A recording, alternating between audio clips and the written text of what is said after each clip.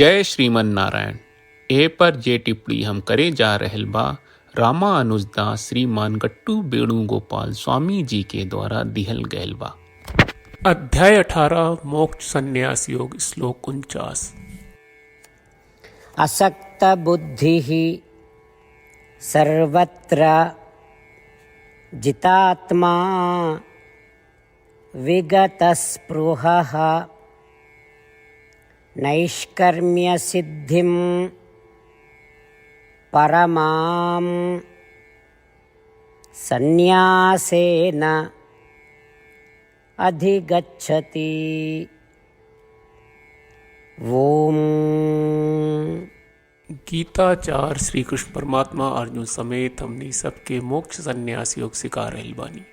परमात्मा कह रहल बाड़न, हे अर्जुन, अगर व्यक्ति सब इच्छा से मुक्त हो जाला, परिणाम की सब इच्छा के त्याग करेला, मन के नियंत्रित करेला, हम करता है ना सोचेला और हर कर्म के परिणाम के त्याग के भाव से करेला, ता ऊ निश्चित रूप से परम सिद्धि और ध्यान के सर्वोच्च अवस्था हासिल कर सकेला। ई कह के श्री कृष्ण परमात्मा ई साफ कर रहल बाड़न कि ज्ञान के उच्चतम अवस्था के परिणाम ध्यान की उच्चतम अवस्था है और ऊ ऐसन परम सिद्धि और उच्चतम ध्यान की अवस्था प्राप्त करे के कुछ सरल उपाय बता रहल बाड़न। यही से बिना परिणाम की चिंता कहले मन के नियंत्रित करके हम करता है के अहंकार के त्याग करके हर काम के बिना कोनो परिणाम के उम्मीद कहले करके हर काम के श्रीमन नारायण की पूजा मान के श्रीमन नारायण के प्राप्ति अपन जीवन का लक्ष्य बना के श्रीमन नारायण की शरण लेके श्री कृष्ण परमात्मा के वचन के श्लोक के रूप में जैसन वा वैसे ही दोहरावे की कोशिश करी जा। असक्त बुद्धिः सर्वत्र जितात्मा विगतस्पृहः नैष्कर्म्य सिद्धिं परमां संन्यासेनाधिगच्छति। श्रीमद् भगवत गीता का पूरा सार श्री कृष्ण परमात्मा ने अध्याय 18वें के श्लोक 65 से 70 में 8 काम करे खातिर दिले बाड़े। श्री कृष्ण कहले, हम ओ लोगन से प्रेम करनी जो लोग इन 8 बातन के मान तारे। हम ओ भक्तन के हर तरह से रक्षा करब। श्री कृष्ण परमात्मा के द्वारा बोलल गईल संपूर्ण भगवत गीता सुनला के बाद अर्जुन कहले, करिष्ये वचनम त्वा, जेके मतलब बा, कृष्ण मैं उही करब जौन आप कही। यही कारण बा श्री कृष्ण अर्जुन के हर तरह के सफलता आ विजय प्रदान करेले। आई परमात्मा के आपन व्रत देई कि हमनी के ये 8 गौ कर्म के पालन करी जा। ई वचन परमात्मा के देवे से बड़न कौनो पूजा तपस्या यज्ञ नहीं। हम 8 प्रण कहब जौन हमनी के करे के चाहिए।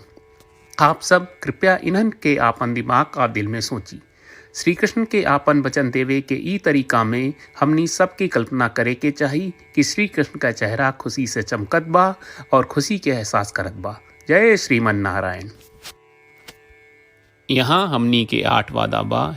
हमनी के पहला वादा, हे श्रीमन नारायण, आपका निर्देश के मुताबिक हम हमेशा तोहार ध्यान करब और तोहार बारे में सोचब। हमनी के दूसर वादा, हे श्रीमन नारायण, आपका सलाह का अनुसार हम हमेशा आपका भक्त रहब। हमनी के तीसर वादा, हे श्रीमन नारायण, हम आपन सब काम तोहरा सेवा के रूप में और तोहरा संतुष्टि खातिर करब।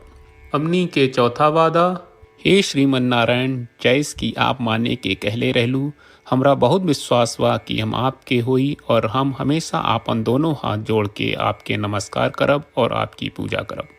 हमनी के पांचवा वादा, हे श्रीमन नारायण, हमरा के तोरा बात माम एकम शरणम ब्रज 1866 याद कहले, जहां आप हमरा के आपन का अर्पित करे का कहा। श्रीमन नारायण, मैं हमेशा तोरे शरण में रहब।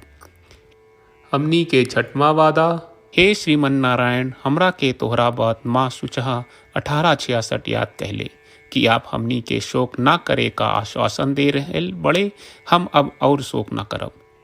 हमनी के 7वां वादा, हे श्रीमन नारायण, आपने हमरा खातिर श्रीमद् भगवत गीता के वितरण करके हम सबके कृपा कहले और आशीर्वाद दहले बा। हम वादा करत बानी कि रोजाना कम से कम 1 श्लोक पढ़ब या सुनब। हमनी के 8वां वादा, हे श्रीमन नारायण, आप गीता के पूरा मानवता तक ले गयलू। हम गीता में आपके दिव्य वचन के उन भक्तन तक पहुँचावे के प्रयास करब जे गीता से अपरिचित बा। हे श्रीमन नारायण, हम उई करब जौन तू करे का कहब, हम ऐसन व्यवहार करब जैसन आप चाहत बानी और हम खाली आपका खातिर काम करब। श्रीमन नारायण के रोज आपन वचन देहल कि हम ओइस करब जैस आप कहत बानी, ई अपने आप में बड़न पूजा बा।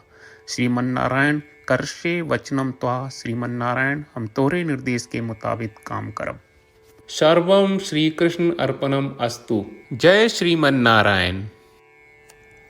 असक्त बुद्धिः सर्वत्र जितात्मा विगतस्पृहः नैष्कर्म्य सिद्धिं परमां सन्यासेन अधिगच्छति। ओम